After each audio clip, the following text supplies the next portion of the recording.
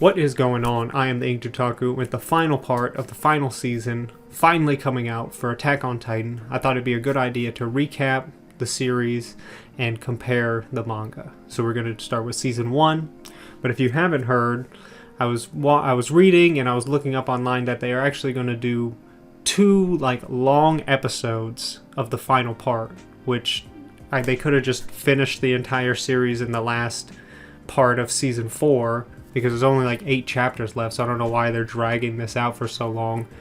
And so I wouldn't even call it a season, just an addition to episodes, if that's what they're doing. Because I also heard that before, I thought they were going to do a completely different ending, but if it's only going to be 2 long episodes, I think they're pretty much going to finish the manga. So we can start with season 1, which unlike seasons 3 and 4, which I've watched a couple times now, I haven't seen season 2 or season 1 since they initially came out, so it's been 10 years, and there's a lot of stuff that I forgot that happened in season 1, so we can get started on the recap and then get into the manga. The year is 845, and after 100 years safe behind the walls, a colossal titan appears, destroying Wall Maria and letting titans into Shiganshina.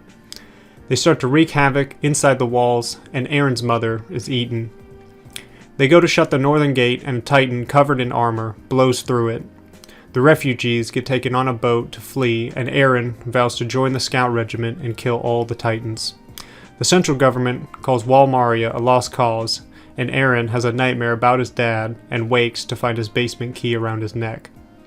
With the overcrowding and the limited supply of food inside Trost District, the government essentially sends 250,000 people to their death by fighting titans trying to reclaim Wall Maria, one of them being Armin's grandfather. In the year 847, Aaron, Armin, and Mikasa join the 104th Cadets. This introduces the other recruits: Reiner, Bertolt, Annie, Jean, Marco, Connie, Sasha, Krista, and Ymir. They train until 850 and graduate from being cadets. While on the walls of Trost, just like 5 years before, the Colossal Titan appears and breaks Wall Rose. Aaron goes to attack the Colossal, but it disappears just like before. The assault on Trost begins as Titans start to swarm into the city. Aaron saves Armin from being eaten, and then is eaten himself, leaving Armin the only one left in his squad. Mikasa saves some of the people of Trost from a merchant whose cart is blocking the way out. Then goes into her backstory about how her parents were killed, and Aaron is the one who saved her.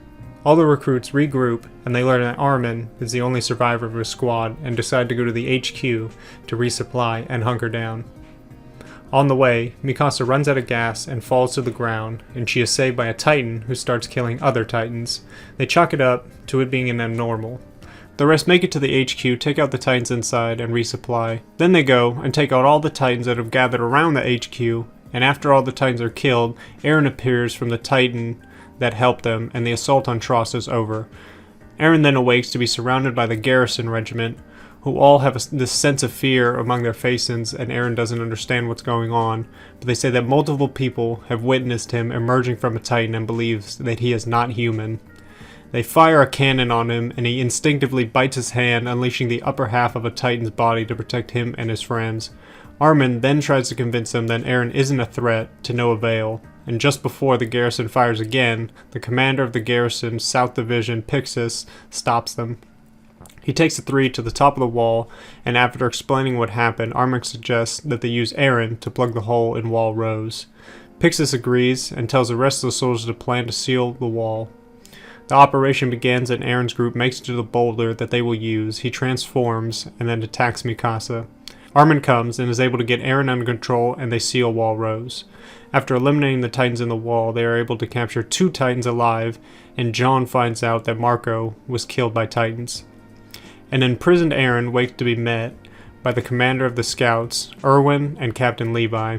Erwin informs Aaron of his new plan to prioritize the discovery of the basement in Shiganshina, which he believes to hold the secrets of the Titans. With this new plan, Erwin asks Aaron his intentions, and he simply says that he wishes to join the scout regiment to kill Titans. Captain Levi agrees to take responsibility of Aaron, prepared to kill him if he can't control his Titan, and Aaron is accepted into the scouts. Aaron is then held before a military tribunal by Premier Zachary to see if the scouts or the military police will take custody of him. Eventually, he is given over to the scouts after Levi puts on a show of force showing that he can handle Eren. He is put under the supervision of Levi's squad, and if in the next exterior mission he can control his Titan, then the scouts get to keep him. Then the 2 Titans that the scouts captured are killed, and they search for the culprit, with no one being found. That night, after Erwin's speech, 21 recruits join the scouts, and Annie joins the military police. 1 month later, the 57th exterior scout mission begins. Along the way, a female Titan comes and attacks the scouts. Armin, Jean, and Reiner try and stop her, but are unsuccessful. She leaves them and runs towards the forest where Levi's squad is protecting Eren. She makes it to Levi's squad and falls for a trap in the forest set by Erwin, who, like Armin, thinks that maybe a human in Titan form. They capture her and go to cut the nape, but she hardens her hands. Erwin then wants to use an artillery round to blow her hands off. Then the female screams, bringing in Titans that start to eat the body so that the culprit can escape. Erwin tries to have the scouts kill the Titans, but there's too many of them and he calls for a retreat. With the rest of Levi's squad, somebody is dressed like a scout and they kill Gunther. It's the female Titan. They transform, kill the other 3 of Levi's squad, and then Eren transforms and tries to fight the female but is no match for her and is captured. He is saved by Levi and Mikasa. They return and are to bring Eren to the capital to be turned over to the military police. While helping with the escort of Eren, Annie is asked by Armin to help them get Eren out of the capital and she agrees. As they go to make their way underground though, however, Annie refuses to go any further. She knows that they know she's a female Titan. Scouts try and subdue her but it fails and she transforms in the middle of the city. They try again to subdue her with tie-downs, but it's unsuccessful. Eren then transforms, and they fight, destroying the city. Eventually, Annie tries to run for it, climbing up the wall, but Mikasa cuts her fingers off and she plummets to the ground. Just as Eren is about to eat her, she uses hardening to envelop herself in a crystal-like cocoon. She is to be detained for the time being, to be watched by the scouts and the MPs. Lastly, in the hearing with Erwin, while the others think that all that happened was for nothing, Erwin explains that this was something that pushed humanity forward by leaps and bounds. And that is season 1, and now we can get into the manga. There's not really any differences in the manga for this portion.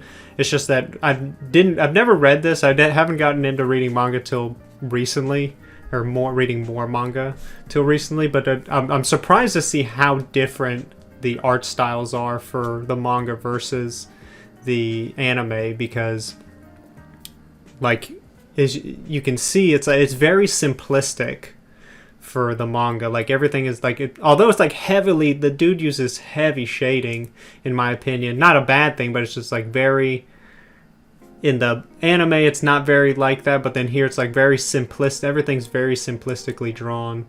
And then they used heavy shading. Like here's just a landscape of the city. It's just very simplistic, which I kind of like it. It works, And then here it's just like, you can still see the emotion when they came back the first time. This is from when Eren sees the scouts come back the first time. Like it's just very heavy shading, but very simplistic drawings, I think.